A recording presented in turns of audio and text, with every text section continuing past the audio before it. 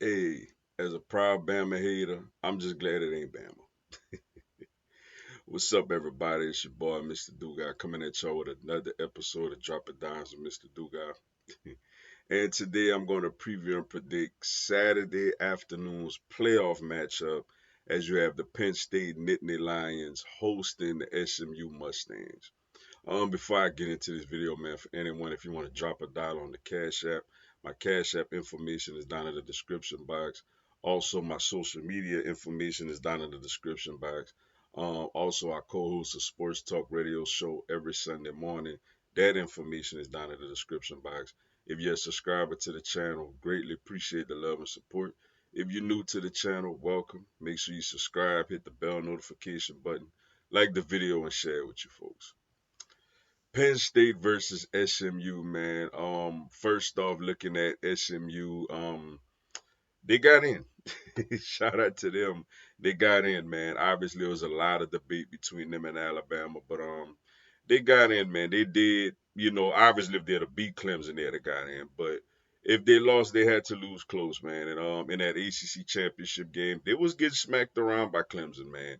And they looked like they had no business being in anything of significance. But to their credit, man, they settled in, came back, made it a real good game, and it took a 56-yard walk-off field goal for Clemson to beat them. So they coming off of obviously a solid performance that drew the committee's attention, and the committee was like, all right, we'll put them in there. Coming in with Kevin Jennings, who good for him. Didn't start off the season as a starting quarterback, but once he got the job, ran with it. They got a guy like an ultimate talented Brashawn Smith. Really good weapon for them as well. And just a solid team, man. Coming in 10-2. There's a lot of talk. Of course, they didn't beat any great teams, but they didn't lose to any terrible teams neither. Then you look at the Penn State Nittany Lions and James Franklin and company coming off of, I'll say, a moral victory against the Oregon Ducks, man. A game that they lost, but a game that I felt like they was very competitive with, the best team in the country.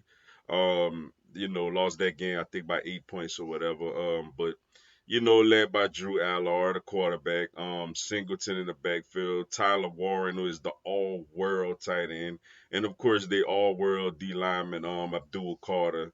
Um, Really talented physical team, man. And of course, the big knock with them, and for James Franklin, I think he's 1-14 at Penn State against top 10 opponents.